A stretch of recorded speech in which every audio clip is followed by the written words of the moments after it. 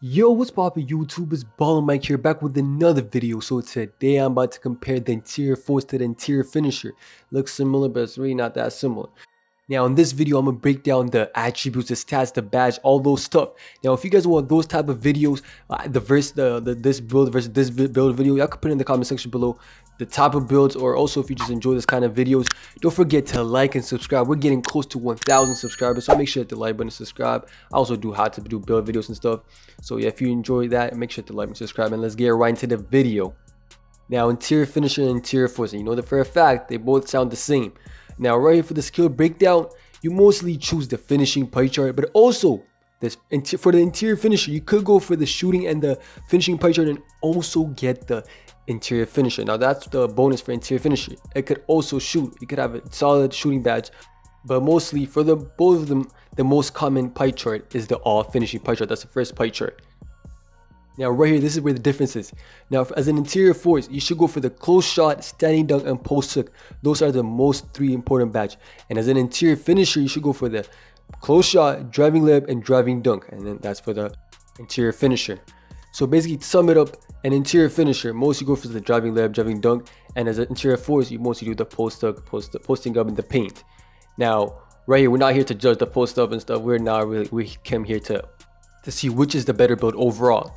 Now, for the physical profile, the best to go for as an interior force is the vertical and the strength. Because the strength, you need the posting up, and also for the vertical, if you're trying to get rebounds and stuff. Now, as an interior finisher, you need the maximum acceleration because you need the speed and stuff for the driving layup and stuff. Now, looking at the stats right here, for the interior force, the two stats that we need, the strength and the vertical. Right here, the strength is at 89, which is pretty good as a default. This is right here, the default stats, 89, and vertical is 70, which is also good. But on the other hand, the interior finisher, the speed that we need right here is also the default. So basically it's 7 feet right here. So it's a 63, which is really not good. And also acceleration, the other thing we need is a 58. So for the physical profile, the interior force gets it all the way.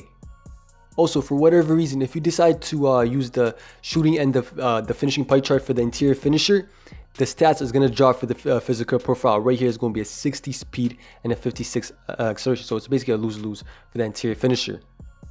Now, moving to the maximum amount of badge you guys could get, if you use the same finishing pie chart, it's going to be the same. It's going to give you 30 finishing if you max it out. Now, everything right here is not going to be similar. If you max it out individually, it's going to give you 30 finishing for both interior finisher and interior force, 11 shooting, both of them, 20 playmaking, both of them, and also 14, both of them. But if you decide to actually use the shooting and the finishing for the interior finisher, that stat's going to be 24 finishing, 22 shooting, 17 playmaking, and 12 defensive badge, which again, the interior force would take it, but I'm assuming you guys are going to go with the all finishing. That right there is going to be tied. It's really a same pie chart, so we're really not going to compete with it. But if it's the finishing and the shooting, the interior force gets it.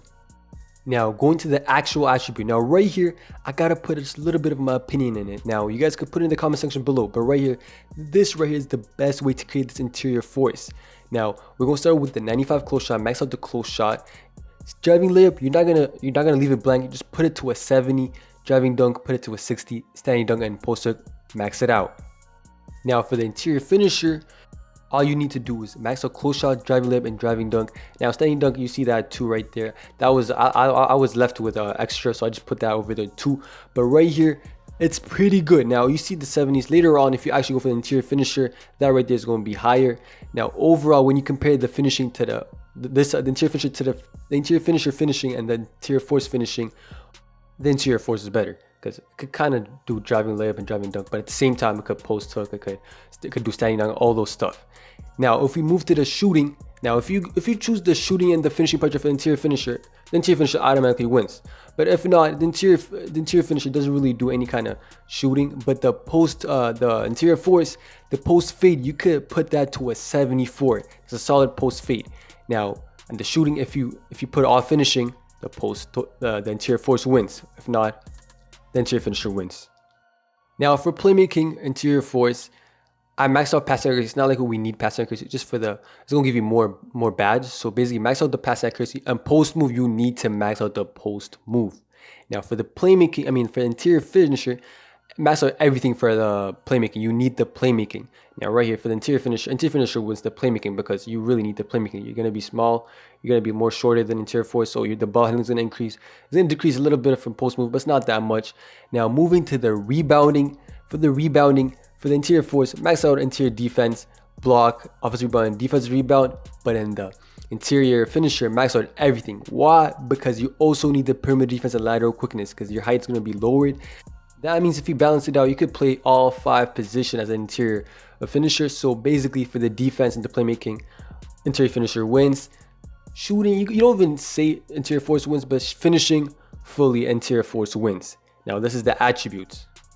Now for the height, now for the interior force, the best height is 7 feet or 7'1". 7'1", your strength is going to increase. It's going to be in the 91 right here. Also, the stats, the standing down is going to increase, the post move is going to increase, but more mainly the strength right here is going to be a 91. Now for the interior finisher, you're going to put the height to the lowest height. That right there is going to give you a 72 speed, 69 acceleration, and 72 vertical. Putting the height to 69 is also increasing the driving layup and driving on all those good stuff. Now let's go for the overall judgment. Interior force versus interior finisher. Now if you're a beginner, interior force would literally be the first choice I would recommend you because it doesn't really require skill. Now as an interior finisher, knowing when to take that driving layup and stuff, that takes a little bit of skills, but not that much. But overall as a beginner, the interior force is the better option. Now if you play 2K regularly and stuff, the best option, or not really the best option, interior finisher would be pretty good because you're going to do the post-rising dunk and stuff. Now as a normal 2K player, you could also play interior force, right? So overall the interior force would be a pretty good build. You could play it as a beginner, a normal player, a tryhard, it don't really matter. So overall, what is the best build? Now I gotta see, it's the interior force. Now you guys could have any decision because it's basically opinion based at the same time, right? But this is basically, this is my opinion. The interior force is better. Y'all could put in the comment section below what is the better build. Also, I started doing this kind of stuff right now, so if y'all trying to, if this video helped you guys out or if this video is kind of fun, y'all could put it in the comment section below. You could like and subscribe. We're trying to get 1,000 subscribers. Also, if you want this kind of build videos, tell me the kind of builds you guys want and I'm gonna try to compare it. You know, the more I do, the more better I get with it. So make sure to hit the like button and subscribe, and yeah, I'm out.